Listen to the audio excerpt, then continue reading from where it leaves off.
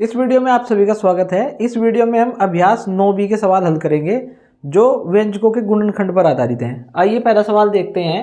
निम्नलिखित व्यंजकों के गुणनखंड कीजिए जबकि व्यंजकों के प्रत्येक पद में एक उभयनिष्ठ गुणनखंड है। यानी प्रत्येक पद में एक उभयनिष्ठ गुणनखंड दिया गया है इन सवालों में। पहला सवाल है, इसमें फर्स्ट पार्ट है x into Y minus Z plus 4 into Y minus Z. अब देखिए दोनों में यहाँ पे हम देखते हैं y माइनस जेड उभयनिष्ठ है यानी कॉमन है।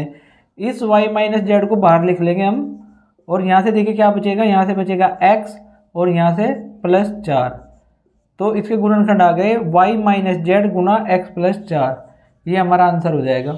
इसी प्रकार से सेकंड पार्ट है 2 गुना 5 प्लस बी माइनस 7 गुना 5 प्लस बी। तो यहाँ पे हम क्या करते हैं, देखिए 5 प्लस बी यहाँ पर भी है और यहाँ पर भी। इस 5 प्लस बी को हम उभयनिष्ठ ले लेते हैं। तो यहाँ से क्या बचेगा भाई, यहाँ से 2 बच गया और यहाँ से माइनस 7। तो कितना बचता है, 2 में से 7 घटाने पर, जब 2 में से 7 घटाते हैं तो यहाँ बचता है माइनस 5। इसको हम लिख देंगे माइनस 5 गुणा 5 प्लस बी। ये हमारा आंसर आ जाएगा। ठीक है। इसी प्रकार से इसका थर्ड पार्ट है y गुणा ए स्क्वायर प्लस एक्स माइनस ए स्क्वायर प्लस एक्स। तो यहाँ पे हम देखते हैं भाई ए स्क्वायर प्लस एक्स यहाँ दोनों जगह से हमारे उभयनिष्ठ आ जाता है। अब अगर हम ए स्क्वायर प्लस एक्स को उभयनिष्ठ ले लेते हैं, बाहर कॉमन ले लेते हैं, तो यहाँ से देखिए क्या बचेगा y और यहाँ से ए स्क्वायर प्लस एक्स कॉमन ले लिया। तो देखिए ए स्क्वायर प्लस एक्स को कॉमन लेने का मतलब है कि अब हम दोनों को ए स्क्वायर प्लस एक्स से भाग करेंगे। अगर हम ए स्क्वायर प्लस एक्स को ए स्क्वायर प्लस एक्स से भाग करते हैं तो क्या बचेगा, 1 बचेगा। या तो इसे समझ लीजिए कि प्रत्येक पद की गुणा में क्या होता है 1। ए स्क्वायर प्लस एक्स को हम यहाँ पे बाहर कॉमन ले लेंगे तो यहाँ पे 1 बच जाएगा। ठीक है, ये हमारा आंसर आ जाएगा। जब पूरा का पूरा पद बाहर उभयनिष्ठ कॉमन आ जाता है तो वहाँ पर 1 बचता है। ठीक है। अब इसका फोर्थ पार्ट है a into a plus 3 minus 5 into 3 plus a. तो यहाँ पे देखिए आप a प्लस 3 है और यहाँ माइनस 5 गुना 3 प्लस ए है। अब 3 भी प्लस का है और a भी प्लस का है, तो हम इसको a प्लस 3 भी लिख सकते हैं। इससे इसके मान पर कोई फर्क नहीं पड़ने वाला है। अगर आप 2 प्लस 3 लिखें तब भी 5 होता है, अगर आप 3 प्लस 2 लिखें तब भी 5 होता है। यानी योग जो होता है, योग की क्रिया वो क्रम विनिमय होती है। इसका क्रम हमने यहाँ पे चेंज कर दिया। अब देखिए a प्लस 3 दोनों जगह है तो a प्लस 3 हमारा आ जाता है कॉमन और यहाँ से क्या बचेगा, यहाँ से बचेगा a और माइनस 5। तो ये आ जाता है a plus 3 Guna a minus 5। ही हमारा आंसर आ जाएगा। सवाल नंबर 2 दिया गया है हमें, निम्नलिखित के गुणनखंड ज्ञात कीजिए।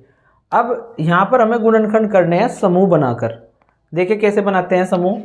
अब ये सवाल है फर्स्ट पार्ट इसका, x की घात 3 प्लस 2x की घात 2 प्लस 5x प्लस 10। तो हम यहाँ पर देखते हैं भाई x की घात 3 और 2x की घात 2 में से क्या कॉमन आता है।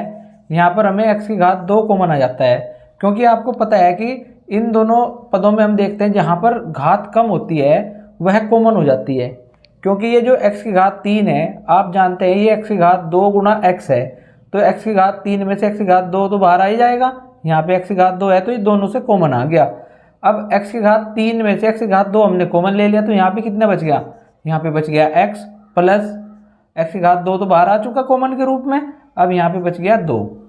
अब यहाँ पर देखिए आप, ये है 5 गुना x और ये है 10। अब अगर हम 10 के गुणनखंड करें, चलिए मैं एक सवाल आपको करके दिखा देता हूँ। इसके गुणनखंड करें हम, ये क्या हो जाएंगे, ये हो जाएंगे 2 गुना 5, 2 पंजे 10 हो जाएंगे।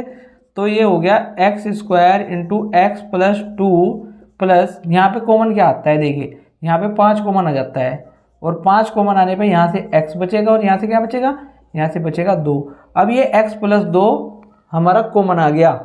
ठीक है, ये x प्लस 2 हमने यहाँ पे लिख दिया और बचा क्या हमारा एक्स स्क्वायर प्लस 5। तो x plus 2 into X square plus 5 ये हमारा आंसर आ जाएगा, यानी इसके गुणनखंड आ गए। इसी प्रकार से सेकंड पार्ट है 3ax minus 6xy plus 8by minus 4ab। तो इस सवाल को भी हम देखिए कैसे करते हैं। इस सवाल को हम करने के लिए क्या करेंगे, 3ax, तो आप जानते हैं 3 गुना a गुना x कर लीजिए माइनस 6 गुना x गुना y। अब देखिए यहाँ 3 है और यहाँ पे 6 है, यानी इस पहली संख्या का 2 गुना जो है पहले पद में जो हमारा अचर दिया गया है उसका 2 गुना उससे अगला पद है। लेकिन यहाँ पे देखिए, यहाँ पे पहला पद 8 है अचर पद और दूसरा 4 है, तो यहाँ पे पहले 2 गुना हो रहा है और बाद में 1 गुना। तो हम इसको पहले लिख लेते हैं जिससे हमारा उभयनिष्ठ निकल जाएगा। देखिए कैसे करते हैं इसको, 8by को हमने बाद में लिख दिया। अब यहाँ से देखिए क्या कॉमन आएगा इन दोनों में से, अगर 3 गुना a गुना x है और इस 6 के मैं गुणनखंड करता हूँ 2 गुना 3 गुना x गुना y, और 4 के गुणनखंड क्या होंगे 2 गुना 2 गुना a गुना b। 8 के गुणनखंड करिए 2 दूनी 4 दूनी 8 गुना b गुना y। अब यहाँ पर देखिए आप इन दोनों पदों को देखिए ध्यान से। अब ये 3 यहाँ पर भी है यहाँ पर भी, तो इन दोनों से 3 कॉमन आया और क्या कॉमन आएगा और आएगा x कॉमन, ये x भी लिख दिया हमने। अब यहाँ से बचता है x हमारे पास और यहाँ से क्या बचेगा भाई -2 बचेगा और y बचेगा, यानी a - 2y बच गया।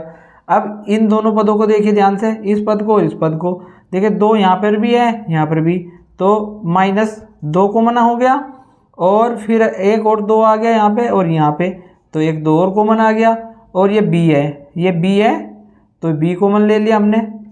अब हमारे पास बचता क्या है ध्यान दीजिए, a बच गया, देखिए बाहर माइनस है तो इस प्लस का माइनस कर देगा, यहाँ से क्या बचेगा, यहाँ से एक तो ये 2 बच गया हमारा और ये y बच गया। समझ में आ गई ये बात। तो हमारे पास देखिए क्या बचा है, ये a - 2y दोनों से कॉमन आ गया हमारे पास में, ये लिख दिया हमने a - 2y और यहाँ से 3x -2 दूनी 4b, तो गुणनखंड क्या आ गए भाई साहब, गुणनखंड आ गए a - 2y Guna 3x - 4b। ठीक है, इसी प्रकार से इसका थर्ड पार्ट है ax की घात 2 प्लस cx की घात 2 प्लस ay की घात 2 माइनस by की घात 2 माइनस bx की घात 2 प्लस cy की घात 2। तो इसमें हमें समूह बनाने हैं। समूह कैसे बनाने हैं, हम x वाले जो पद हैं उनको एक साथ लिख लेंगे और y वाले पद को एक साथ लिखते हैं। देखिए कैसे लिखते हैं, सबसे पहले तो लिख लिया हमने ax की घात 2, उसके बाद देखिए कहीं bx की घात 2 है, हाँ है, तो माइनस के bx की घात 2 को लिख लिया, फिर cx की घात 2 लिख दिया हमने। अब ये x वाले पद हो गए, अब हम लिखते हैं y की घात वाले पदों को, ये हो गया ay की घात 2 माइनस by की घात 2 और प्लस के cy की घात 2। अब यहाँ पर देखिए आप, ये 3 पद हैं और 3 पद ये हैं, 6 पद हैं टोटल। इन 3 पदों में x की घात 2 x की घात 2 x की घात 2 है तीनों पदों में, तो ये कॉमन आ जाएगा x की घात 2। अब बचता क्या है, यहाँ से बच गया a - b प्लस c। इसी प्रकार से यहाँ पे देखिए अब इन तीनों पदों को आप, इन तीनों पदों में y की घात 2 y की घात 2 y की घात 2, तो y की घात 2 को हम कॉमन ले लेंगे, क्या बचेगा यहाँ से a - b प्लस c। ठीक है, अब देखिए a - b plus c, a - b plus c दोनों पदों में गुणनखंड है, तो दोनों पदों में गुणनखंड है तो ये उभयनिष्ठ हो जाएगा। a - b plus c common ले लिया हमने बाहर, यहाँ से क्या बच गया x की घात 2 और यहाँ से क्या बच गया प्लस y की घात 2, तो ये हमारा आंसर आ जाएगा।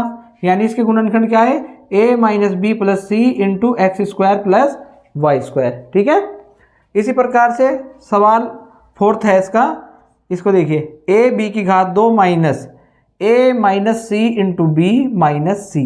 इसको कैसे हल करेंगे, पहले हम इस b के अंदर गुणा करेंगे फिर ब्रैकेट खोल लेंगे, फिर इसको बाद में समूह बना करके गुणनखंड करेंगे। करिए a b की घात 2, इस b को अंदर भेजिए, b की गुना a में होगी पहले, a गुना b, फिर b की गुना करिए c में, b गुना c और माइनस c। अब ब्रैकेट खोलिए, a b की घात 2 माइनस a गुना b, अब ये माइनस और ये माइनस गुना होके क्या हो जाएंगे प्लस होंगे ना। चलिए b गुना c माइनस c। अब देखिए भाई ये इसको लिखता हूँ a गुना b, क्योंकि b की घात 2 है मैंने b गुना b कर दिया। अब यहाँ से minus a Guna b plus b Guna c और माइनस c। अब इन दोनों पदों को देखिए आप, इस पद को और इस पद को, a b, तो a गुना b कॉमन आ जाता है, यहाँ से क्या बचता है हमारा, यहाँ से b बच गया और यहाँ से क्या बचा, जब ए और बी पूरा का पूरा ही बाहर आ गया तो क्या बच गया, एक बच गया ना। हमने पहले ही बताया था आपको, जब पूरा का पूरा पद बाहर कॉमन आ जाए तो वहाँ एक बचता है। ठीक है, अब यहाँ से देखिए आप, यहाँ से कॉमन क्या लेंगे, देखिए इस सी यहाँ पे भी है, यहाँ पे भी, तो सी कॉमन आ गया। अब यहाँ से बच गया बी और ये सी पूरा का पूरा कॉमन आया बाहर, तो यहाँ से एक बच गया। अब ये b माइनस एक दोनों पदों में है तो b माइनस एक कॉमन आ गया हमारा। यहाँ से क्या बचेगा, a गुना बी ए बी और यहाँ से प्लस सी। तो गुणनखंड क्या आए भाई, गुणनखंड देखिए, गुणनखंड आए b minus one into a b plus c. ठीक है, सवाल नंबर 2 का 5th पार्ट देखते हैं। p की घात 2 क्यों माइनस पी आर की घात 2 माइनस पी क्यों प्लस आर की घात 2, इसके समूह बनाने हैं हमें और उभयनिष्ठ लेकर के गुणनखंड करने हैं। देखिए कैसे करेंगे। अब p की घात 2 क्यों, दूसरा यहाँ पे देखिए p क्यों है, ये भी p क्यों का पद है, ये p क्यों का, तो इस माइनस p क्यों को उसके साथ लिख लेते हैं। और यहाँ पे बचता है हमारा p r की घात 2 और इस r की घात 2 को एक साथ पे लिख लेते हैं। ठीक है, अब देखिए इस p की घात 2 क्यों को क्या लिखेंगे, p की घात 2 है तो उसको p गुना क्यों माइनस p गुना क्यों माइनस p गुना r की घात 2 को r गुना r प्लस r गुना r। यहाँ पे आप अगर डायरेक्ट भी कॉमन लेना चाहे तो डायरेक्ट भी ले सकते हैं, ऐसे गुणनखंड करने की जरूरत भी नहीं है, क्योंकि यहाँ पे भी r की घात 2 है और यहाँ पे भी ये कॉमन आ जाता हमारा। लेकिन चलिए अब देखिए p यहाँ पर भी है, यहाँ पर भी, क्यों यहाँ पर भी है, यहाँ पर भी, तो p गुना क्यों हमारा आ जाता है कॉमन। यहाँ से एक p बच गया माइनस p क्यों पूरा का पूरा यहाँ पे कॉमन आ गया, तो यहाँ क्या बच गया, एक। ठीक है, अब यहाँ देखिए बच्चों माइनस, अब ये आर आर आर आर यानी आर गुना आर, ये हमारा आ जाता है कॉमन। अब यहाँ से क्या बचेगा, यहाँ से बचेगा p। अब ध्यान हमें ये रखना है कि बाहर माइनस है, कॉमन लिया हमने तो ये इस प्लस का कर देगा माइनस। अब ये r गुना r पूरा का पूरा बाहर कॉमन आ गया तो यहाँ से क्या बचेगा, एक बचेगा। अब p माइनस एक दोनों से कॉमन आ जाता है, इस p माइनस एक को हम यहाँ पे लिख लेंगे p माइनस एक, और बचेगा क्या हमारे पास, p गुना क्यों, p गुना क्यों को क्या लिखेंगे, p क्यों माइनस r गुना r r स्क्वायर। तो गुणनखंड क्या है, p minus one into P क्यों माइनस r स्क्वायर, ये हमारा आंसर आ गया। ठीक है, क्वेश्चन नंबर 3, व्यंजक 50x की घात 2y प्लस 10y की घात 2x plus 30xy plus 6y की घात 2 का गुणनखंड कीजिए। यदि x बराबर 1 y बराबर 2 हो तो दिए गए व्यंजक के गुणनखंड का मान ज्ञात कीजिए। सबसे पहले तो हम समूह बना करके गुणनखंड करेंगे, उसके बाद में फिर मान निकाल लेंगे। तो यहाँ पे करते हैं हम भाई, व्यंजक है हमारा 50x की घात 2y प्लस 10y की घात 2x plus 30xy plus 6y की घात 2। ठीक है, सबसे पहले तो हम देख लेते हैं इनको एडजस्ट करके। देखिए 10 का 5 गुना है 50 और यहाँ से 6 का 5 गुना है 30, तो ये बिल्कुल सही रखे हुए हैं, यहीं पे इनके गुणनखंड कर दीजिए। 50 के गुणनखंड क्या होंगे, 10 के रूप में करने हैं हमें, तो हमें 5 गुना 10 कर देते हैं, क्योंकि हमें तो केवल कॉमन लेने से मतलब है ना फिलहाल। अब ये x की घात 2 को कर दिया हमने x गुना y, और यहाँ पे 10 के गुणनखंड करने की ज़रूरत नहीं है, हमें कॉमन लेने हैं, या तो हम छोटे छोटे गुणनखंड करें, क्योंकि हमें कॉमन लेना ही है तो हमें उससे मतलब नहीं है। चलिए y की घात 2 हो गया y गुना x। अब यहाँ पे 6 के रूप में तोड़ लेते हैं 30 को, कैसे, 5 गुना 6 कर दिया हमने गुना x गुना y, 6 गुना y है ना। 6 के गुणनखंड हम नहीं करें तो सही है, क्योंकि हमने इसको 30 को 6 के रूप में तोड़ दिया है। अब देखिए यहाँ से 10 दोनों से कॉमन आता है, 10 को हमने यहाँ पे लिख दिया गुना x, यहाँ पर भी है यहाँ पर भी है तो x को भी लिख दिया, y यहाँ पर है एक y यहाँ पर है, इस y को लिख दिया। ये दोनों 10 गुना x गुना y हमारे उभयनिष्ठ आ गए इन दोनों पदों से। अब यहाँ से क्या बचता है, देखिए यहाँ से बच गया हमारा 5 गुना x प्लस यहाँ से बचेगा क्या, यहाँ से बचेगा केवल y, क्योंकि 10 y और x ये बाहर आ चुके। अब यहाँ पे देखिए, यहाँ पे हमें देखना है ये 6 दोनों में है तो 6 कॉमन आ गया, हमारा उभयनिष्ठ आ गया, अब y ये दोनों में है, ये y उभयनिष्ठ आ गया और कुछ उभयनिष्ठ नहीं आता है यहाँ से देखिए क्या बचा हमारा 5 गुना x और प्लस यहाँ से क्या बचेगा, ये 6y बाहर आ चुके, यहाँ से बच गया y। ठीक है यहाँ तक। चलिए अब ये 10 गुना x गुना y यानी 10xy 5x plus y plus ये 6y गुना 5x प्लस y, यही काम हमें करना था। हमें ये दोनों में से उभयनिष्ठ गुणनखंड बनाना था। अब ये 5x प्लस y हमारा आ गया उभयनिष्ठ, इसको हम बाहर लिख लेते हैं। यहाँ लिख लिया हमने 5x प्लस y और बचा क्या हमारे पास में, इसको यहाँ ब्रैकेट में लिख दिया 10xy प्लस 6y। ये हमारा आंसर आ गया पहला। दूसरा क्या काम करना है, यदि x बराबर 1 y बराबर 2 तो इस गुणनखंड का हमें मान ज्ञात करना है। इसमें लिखिए x बराबर 1 और y बराबर 2 रखने पर, अब रखिए यहाँ पे 5 गुना x के स्थान पर 1 रखिए, 5 गुना 1 प्लस y के स्थान पर 2, यहाँ पर लिखिए 10 गुना 1 गुना 2 प्लस 6 गुना 2। भाई x के स्थान पर 1 और y के स्थान पर हमने 2 लिख दिया गुणनखंड में।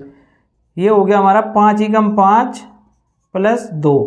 ठीक है, अब यहाँ पे 10 एकम 10 और 10 दूनी 20, 20 प्लस 6 दूनी 12, कितना हो जाएगा 5 और 2 7 गुना 20 और 12 32। अब 7 और 32 की गुना करते हैं, 7 दूनी 14 का 4 हासिल को 1, 7 21 और 1 22 यानी 224 हमारा सेकंड आंसर आ जाता है। ठीक है। सवाल नंबर 4 है, उस समकोण त्रिभुज की भुजाएं ज्ञात करें जिसका क्षेत्रफल b की घात 2 प्लस ab बटे 2 है। तो हम जानते हैं समकोण त्रिभुज का क्षेत्रफल क्या सूत्र होता है, 1/2 गुना आधार गुना ऊंचाई।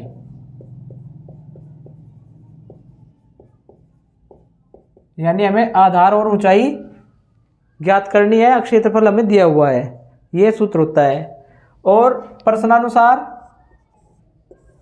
समकोण त्रिभुज का क्षेत्रफल कितना दिया हुआ है, ये दिया हुआ है हमें b की घात 2 प्लस ab बटे 2 और ये किसके बराबर होता है, 1/2 गुना आधार गुना ऊंचाई। तो इस रूप में हम इसके गुणनखंड करेंगे, 1/2 गुना आधार गुना ऊंचाई के रूप में। चलिए 1/2 तो हमारे पास है ही। अब ये जो b की घात 2 प्लस ab है इसको हल करना है हमें। कैसे करेंगे, 1/2 b की घात 2 को लिख दिया हमने b गुना b और ab को लिख दिया a गुना b। ठीक है।